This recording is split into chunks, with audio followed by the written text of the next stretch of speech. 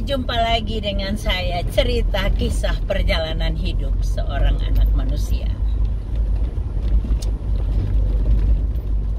Dalam perjalanan hidup anak manusia, sering sekali kita mendengar tentang perselingkuhan.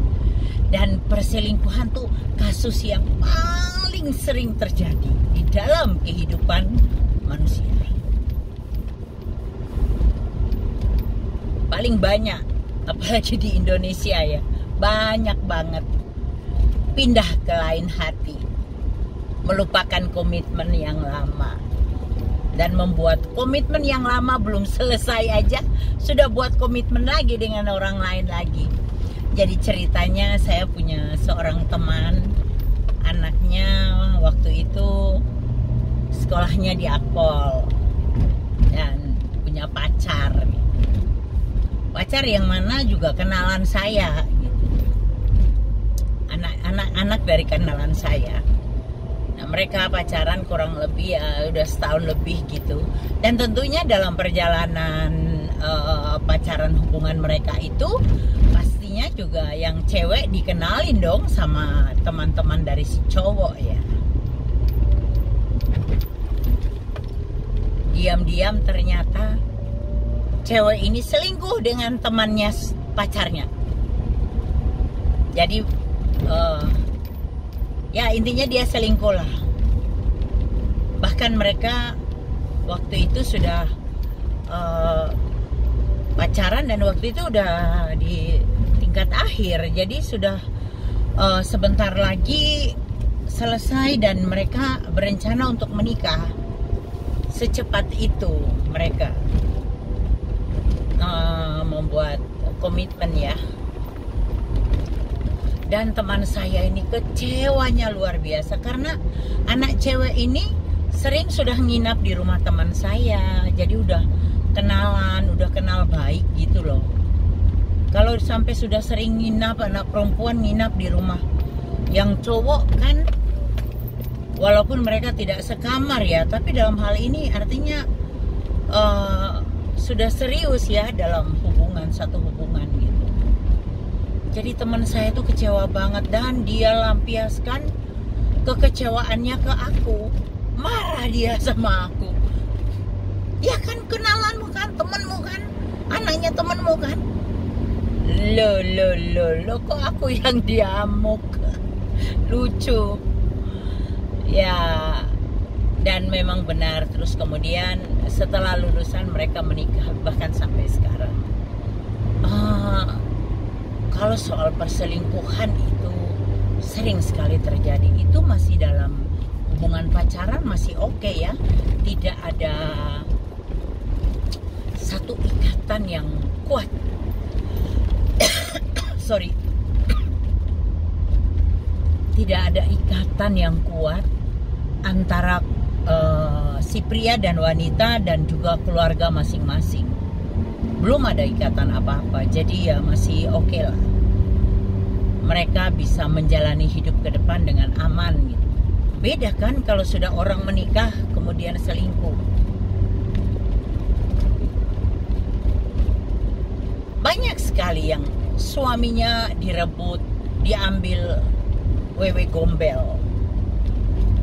Nah, kenapa sih suaminya diambil wewe gombel? Gini loh, walaupun istri udah pinter, cantik, bisa kerja, menghasilkan uang, itu bukan jaminan rumah tanggamu aman. Itu jaminan bahwa kamu bisa mandiri kelak kalau ada apa-apa dengan rumah tanggamu. Tapi bukan berarti aman dalam rumah tangga. Karena wewe gombel di luar sana, gentayangan. Ada lagi yang orang punya prinsip lebih baik merebut daripada memulai.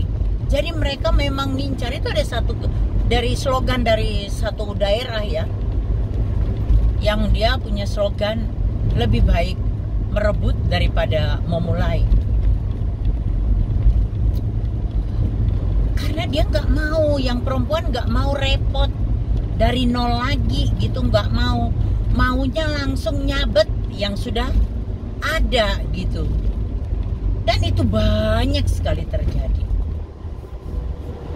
Tahu nggak bahwa banyak sekali orang yang terluka karena satu perselingkuhan. Bukan saja keluarga besar, tetapi yang utama anak-anak. Anak-anak pasti sangat kecewa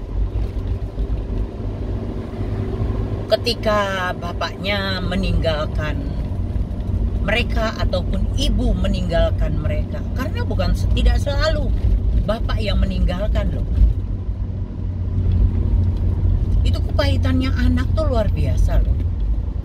Saya punya kenalan juga yang dia menikah, dan ini kasihan dia tuh. Ini orangnya sangat baik, si bapak ini orangnya baik banget. Istri pertamanya meninggalkan dia ketika anaknya sudah SMP. So istrinya ini pergi dengan orang lain, pergi ke Sumatera, dan bapak ini dengan ketulusan hatinya dia pergi mencari istrinya ke Sumatera. Cari, sudah ketemu, istrinya tidak mau kembali, tidak mau.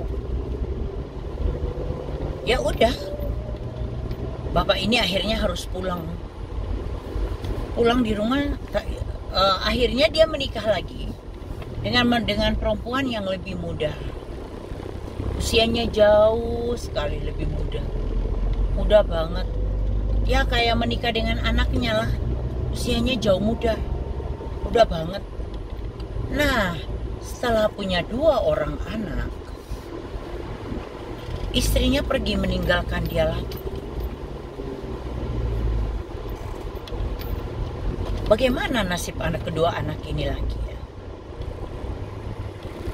Bapak ini kebetulan dia ada punya bisnis ya, sehingga secara finansial sangat mapan. Dan dia betul-betul karena bisnisnya bisa dari rumah, semua dari rumah. Dan dia punya karyawan-karyawan yang setia sekali, sangat mengasihi dia walaupun berbeda keyakinan, tapi mereka sangat setia. Sehingga bapak ini bisa percaya sama mereka. Jadi bapak ini bisa ngurusi anak-anaknya sendiri. Bahkan sampai dia meninggal, dia tidak menikah lagi. Dia bisa mengantar anak-anaknya sampai ke jenjang yang besar. Yang pertama dengan istri pertama bisa sampai menikah. Yang kedua juga begitu, bisa sampai menikah.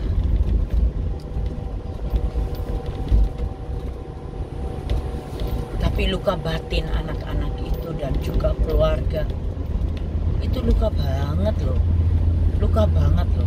Terutama anak. Saya sendiri juga merasakan ya, ketika suami saya meninggalkan saya dan anak-anak yang paling kecil itu terluka banget, sangat terluka, dan dia membenci bapaknya, benci banget. Tapi saya tidak pernah kompori anak saya untuk membenci bapaknya. Saya selalu bilang bahwa tanpa bapakmu kamu nggak akan ada di dunia ini. Iya kan, benar kan? Nggak mungkin saya hamil sendiri, namanya hamil sama jin. Ya, jadi ya saya terus ngomong, bapakmu baik loh, dulu kamu begini, bapakmu tuh begini sama kamu loh. Ya sampai akhirnya bisa hubungan mereka dipulihkan. Puji Tuhan, sampai beliau meninggal hubungan mereka sangat baik. Anak ini suka ngajak, kalau sebelum meninggal bapaknya, sering ngajak bapaknya ke tempat-tempat wisata yang deket-deket, tidak terlalu jauh ya, karena bapaknya udah kondisi sakit. Sering ngajak ke kafe yang mana yang pemandangannya indah, diajak. Tapi saya mau bilang, satu perselingkuhan itu membuat luka yang dalam buat anak-anak ya. suami yang meninggalkan istri, apalagi istri gak punya pekerjaan dan hanya mengandalkan suaminya. Ini betul-betul kasihan banget.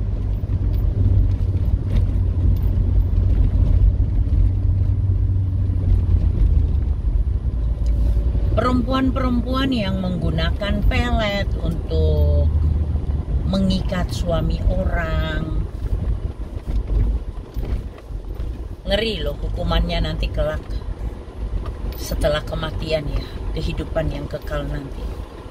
Kalau kamu pelet suaminya orang, kamu mengikat rohnya suami orang supaya menyatu sama roh kamu, balasan Tuhan nanti. Kamu boleh seneng di saat kamu masih di dunia ini, tapi nanti kamu akan rasakan bagaimana siksanya api neraka itu. Panasnya kayak apa. Kalau di agama saya yang lama itu, kalau orang berselingkuh begitu, berzina kayak begitu, nanti di neraka itu kemaluannya itu loh, malaikat akan menusuk dengan besi yang panas. Sangat mengerikan siksaan neraka itu. Terus kamu masih mau cuma gara laki-laki kamu masuk neraka, gara-gara hartanya, gara-gara jabatan pangkatnya, gara-gara gantengnya kamu merebut suami orang dari istrinya. Kamu nanti rasa loh.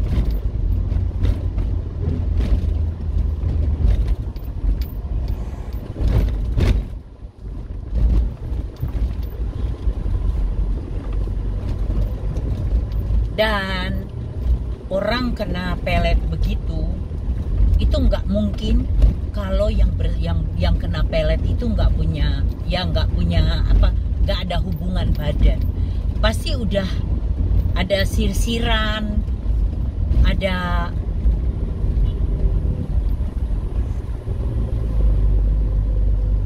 hubungan lah, sehingga yang dipelet ini jadi ngintil, jadi ikut, karena sudah ada dosa di situ.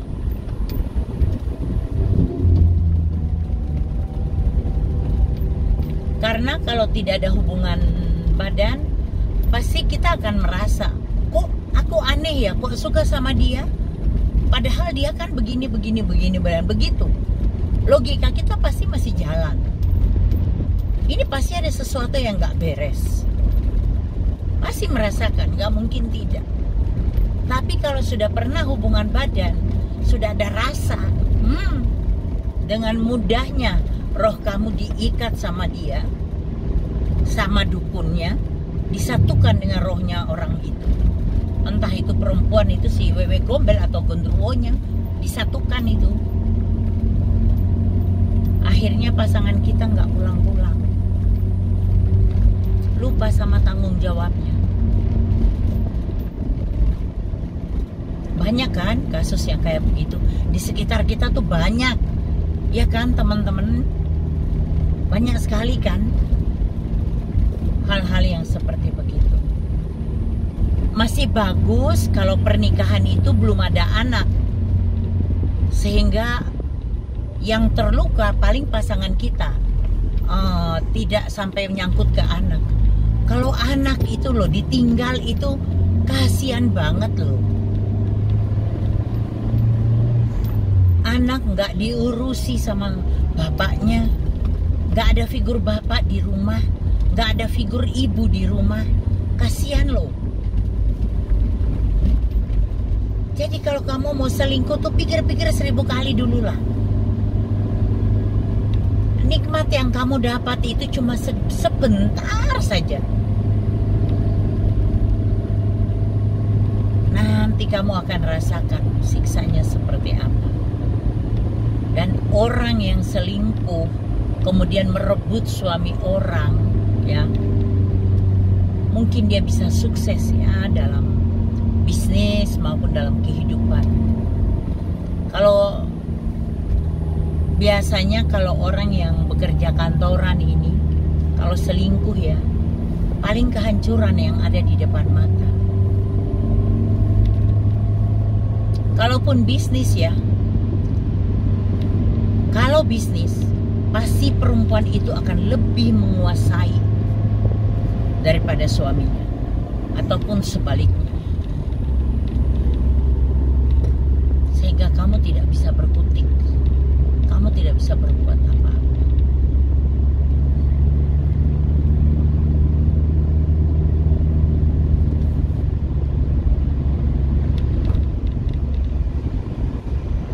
Perselingkuhan itu sangat mengerikan. Ngeri loh. Kamu buat komitmen di depan altar, di hadapan Bapa Surgawi, kamu diberkati. Kemudian setelah itu kamu lepaskan perjanjian itu dengan seenak jidatmu. Kamu buat komitmen baru dengan orang lain, entah itu dengan perempuan lain, entah itu dengan laki-laki lain. Yang jelas itu nggak benar kayak begitu. Apapun yang kamu lakukan yang tidak sesuai dengan kehendak Tuhan, yang melanggar firman Tuhan, kamu akan rasakan akibatnya nanti. Penyesalan itu ada ketika usia itu sudah tua, sudah nggak berdaya, sudah nggak bisa buat apa-apa lagi, baru datang penyesalan. Sering loh ada penyesalan-penyesalan yang timbul ketika sudah tak berdaya lagi, menyesal saya meninggalkan istri ataupun suami di saat atau di masa laluku. Di saat sudah menjelang ajal baru penyesalan itu tiba. Pasti itu Tuhan akan tunjukkan seperti film yang muncul. Saya punya teman juga yang dia selingkuh dengan perempuan lain. Dia meninggalkan istrinya, dan istrinya nih gak bisa kerja apa-apa, cuma dari suami memang. Kasihan. Untungnya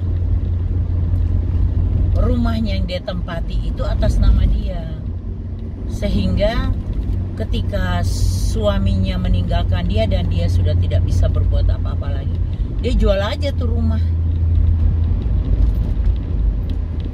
Itu pun dia membagikan 50% ke suaminya. Yang menikmati siapa? Ya istri keduanya, si kuntilanak ini yang menikmati lah.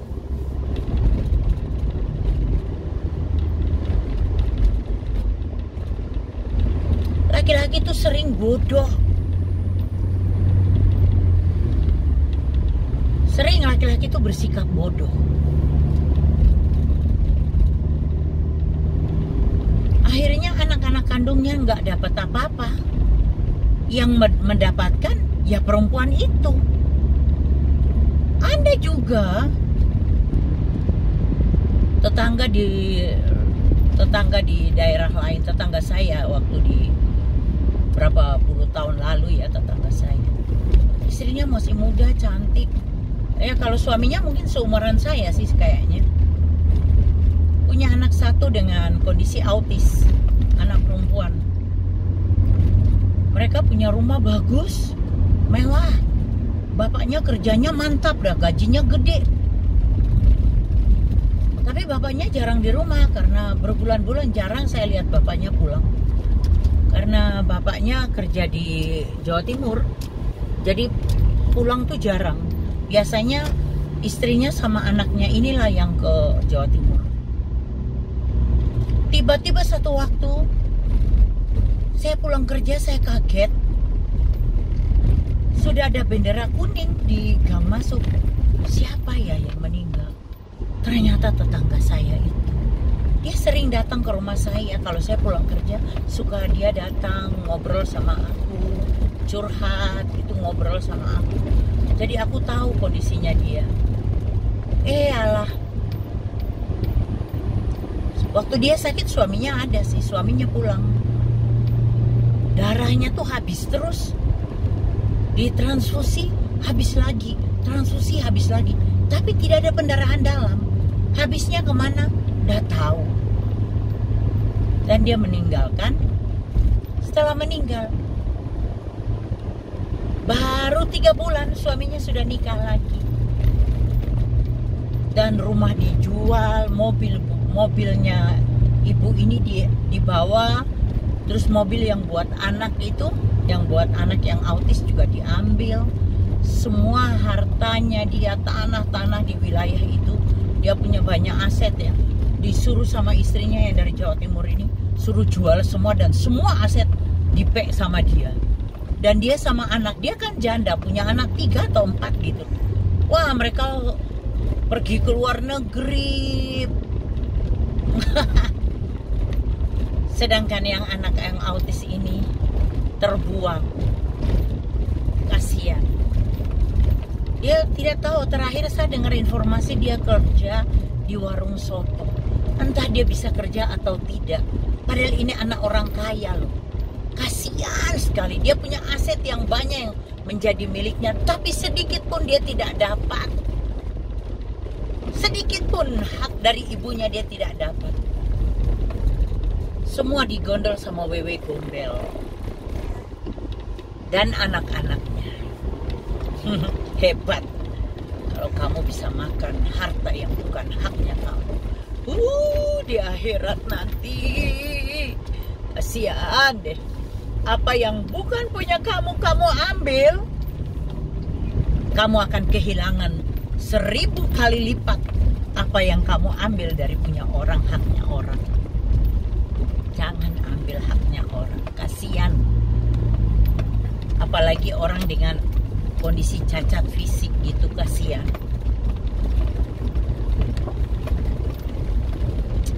Kalau cerita anak itu aku jadi sedih, kasihan dia.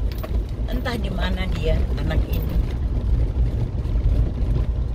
Semoga keluarganya masih ingat dengan saya, bisa kontak saya lagi. Oke, kita cerita lagi kisah perjalanan hidup seorang anak manusia di lain waktu. Ingat, kalau mau selingkuh, pikir 1000 kali lipat sebelum kamu melakukan. Karena hukumannya bagi kamu itu berat. Oke, sampai jumpa di cerita yang lain. Tuhan Yesus memberkati.